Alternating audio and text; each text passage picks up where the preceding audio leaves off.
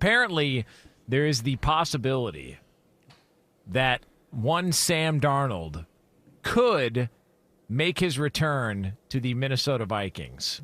All right, so that, according to Jordan Schultz, last seen nearly beating up Ian Rappaport at a Starbucks in Indianapolis. But Schultz went on to report yesterday that the Vikings and Sam Darnold have been in discussions about a short-term deal to keep him in Minnesota. There's mutual interest from both sides following his resurgent season to keep his relationship going. Though more work remains, free agency is in under a week. Per source, the franchise tag is at a little over $40 million for Darnold, and it was too steep for the Vikings, as they believed it would make negotiating a new deal more difficult while also limiting their ability to build out the rest of the roster. Minnesota still wants Darnold back, but the numbers will need to align. So, I don't know if what are those numbers? I'm not buying it. I'm not buying it. I think he's gone. I don't know, man. It doesn't seem to make a whole lot of sense for him to come back on a short-term deal. Here's the thing is I kind of experienced something like this a little bit similar, right? Like when I got drafted to Cleveland as a first-round pick, Derek Anderson ended up starting that season after coming in for Charlie Fry as the backup. They benched Charlie. They ended up trading Charlie after week 1, which begs the question, you were preparing this guy, Charlie Fry, to be the starter the whole offseason, and you trade him after the first week? Like, all right, feels like you threw a little bit of the offseason out the window, which is also funny to me because a lot of people always ask, they're like, hey, you held out your rookie year. I'm like, well, it's not a holdout. It's called you haven't agreed to terms yet because you haven't signed your contract. So it's a little different. A holdout's when you're actually under contract and you're saying, nope, I'm not coming to work. I want more. I want some changes in my contract. So a little difference there. But it did. People would always say, well, if you wouldn't have missed time, would you have come back and you think it would have mattered? I said, no. They wanted to start. They wanted me to sit for a year, and they wanted to start Charlie Fry or Derek Anderson or whoever else. Ken Dorsey was also on the roster, but it was really between Charlie Fry and Derek Anderson, even though it was really Charlie's team at that point. But that entire offseason, it's like out the window as soon as you trade away that guy after week 1. So Derek Anderson comes in and he plays phenomenal. He ends up going to the Pro Bowl that year.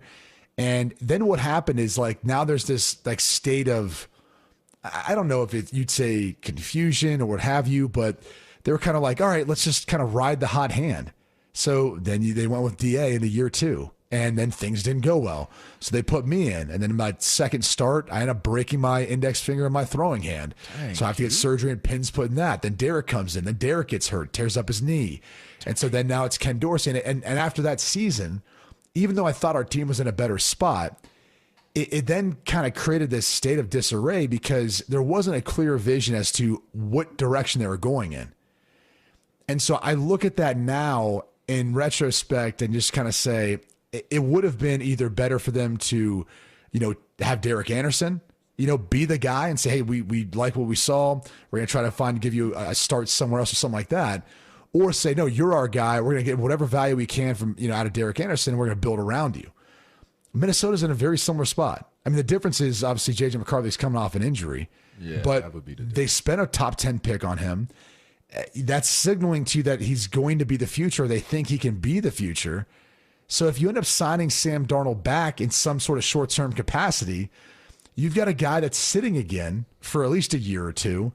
Maybe you know what you got, maybe you don't. I mean, Jordan Love would be the example of that most recently, sitting behind Aaron Rodgers, and once he did get a shot, has played well. So maybe it will work. And then maybe things would have worked out differently if there was more stability. If Phil Savage would have been able to stay there, and if Randy Lerner at the time didn't fire everyone and then start over again with Eric Mangini. Who knows how that team would have worked out? We won 10 games my rookie year, decimated by injuries my second year, then they cleaned house. So maybe it was more of an ownership issue than anything else of not kind of seeing through the adversity. But that's not the case in Minnesota. Like, this is a team that's won a lot of games. It didn't finish well, but now you have Sam Darnold in a position where I'm sure Minnesota's not going to offer him the max of what he could probably make. But maybe I'm wrong in that assessment because maybe they value him and what he did last year more so than anyone else, where there's other teams who are concerned that it was a one-hit wonder, it's the system, it's Justin Jefferson, and they don't know what to point to. But either way, when I read a report like that, I think two things. I think it could put Minnesota in a tough spot in regards to the clarity of who the guy is moving forward, at least in the short term. And then the other side of things is, if you look back at the Matt Stafford situation and the reporting on that, the whole ski thing with Tom Brady, in the end of the day, was he in Rappaport right? It does appear that it would lean in that direction. It would lean in that direction, right? Yeah. So it makes you kind of go, oh, all right, maybe there's a little, I mean, he took it very personally that his reporting was said to be inaccurate, and normally when you take things that personally, maybe it's because the person on the other side might be spitting some truth. They scooped you. Yeah, maybe. They out-scooped you. Maybe. I mean, based on what we've seen now, the Rams reportedly were convinced that Stafford wasn't going to go elsewhere. It's just, it's kind of an interesting situation. I would also say this to that point on Sam Darnold, much like the Rams were the best spot for Matt Stafford, the Vikings are the best spot for Sam Darnold. And I don't know that that's based on what's available on the market. I don't know that that's disputable. And that's where you might say, to prolong your career, you're willing to take a little less and stay there and ride this thing out because you're playing with arguably the best receiver, one of the best play callers, and maybe one of the better offensive groups now. So it makes sense. But he could test the market and come up. And if I'm Sam Darnold, I want to strike while the iron is as hot as it could possibly get. And this could be it. But this could possibly not be it. I mean, I look at it like this. If I don't know, how do you recover from what J.J. McCarthy dealt with? What was it again that he was dealing with? His injury? Do we remember what it was? Meniscus? Was it a meniscus? Yeah, it was a meniscus. Torn meniscus. He was probably ready to go in 6 weeks, but because it was a torn meniscus and they probably sewed it back together, they probably shut him down to give him time to see if it could heal fully. I think if I'm speaking from a proper standpoint, I mean, I could be off on that, but I know. You remember he had the second surgery on it as well, too, that they had to go back in the second time. Right. I don't think that torn meniscus screams be afraid and we got to sign Sam Darnold back as our starter.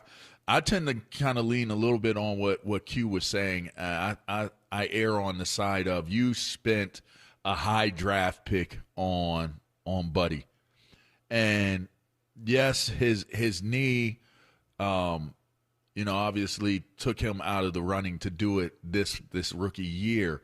But with that being said, you did spend a high draft pick on him. So I don't know. I don't know if you subscribe to the rule, which he didn't have the starting job. I don't think. I think it was still kind of up in the air as to who was going to start off the season. But I think he was taking first team snaps when he came in. And regardless, I would say he probably should have the fair opportunity to be the starter of this team, regardless of the season that Sam Darnold had. Now, with that being said, if that's the case, I'm not paying Sam Darnold starting quarterback money. I'm not. So Sam Darnold, if you're going to stay here and you want to get an opportunity to get paid, you know how you get paid? You come back on a short term, maybe a 1-year contract, and we see how this plays out. If something were to happen to McCarthy and he doesn't play well and you get your opportunity to get back in there and you show that you can carry this team again, then we tear your contract up or we do a new deal at the end of the season.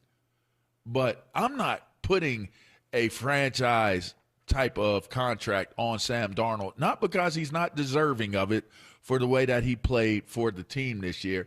It's because we spent such a high draft pick on J.J. McCarthy, and I got to see what I have in J.J. McCarthy before I make any type of definitive decision on anyone else at that position, including Sam Darnold. Wonder, I'm trying to look up some odds here on Sam Darnold. Well, let me kind of fill a little bit by saying this. So I think we'd all view this quarterback draft class. Would we agree Cam Ward's going to go as the first quarterback based on all reports? Take your pick between Shedeur Sanders, Jackson Dart, and let's just say 3 will go in the first round.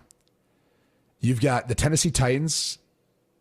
I mean, unless they feel like they want to give Will Levis another opportunity, they could be in the market for a quarterback.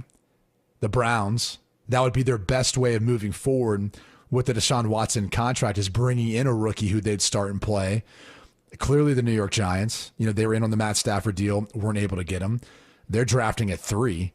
You then go down the board to 6. The Las Vegas Raiders need a quarterback. They were in on Matt Stafford, didn't get him. And then you have the Jets at 7, which I'm not sure, people are looking at them, thinking like, can Sam Darnold go back there? Can he not? But either way, maybe they're in the market for drafting a quarterback as well, because otherwise, what is their plan? I don't know if maybe Cousins is involved, someone else, but it feels like you've got 3 potential guys who could go in the first round. And we'll get to the Shedeur Sanders conversation and all that. But you've got, I just listed off 5 teams who are in need of a quarterback, or in the drafting in the top 7. So they're not all going to be able to fill that need. And we could even say 4 if you don't want to include Tennessee, and let's say they stick with Will Levis.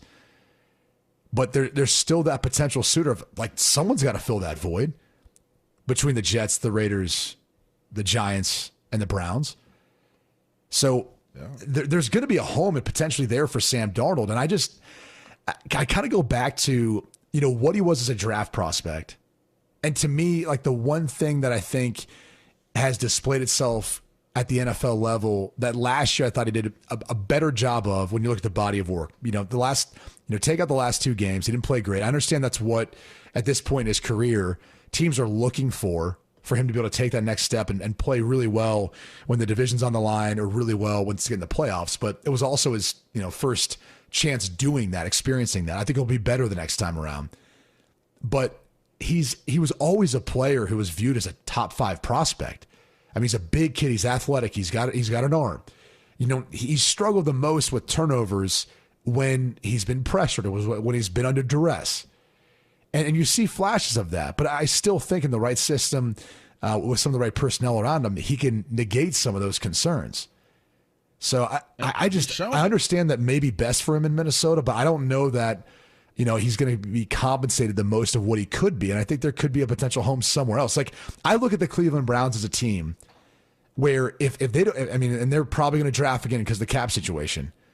But that to me is still, with Stefanski there, some of the weapons they have, the offensive line, the run game, that is still a great destination for someone to come in and light it up.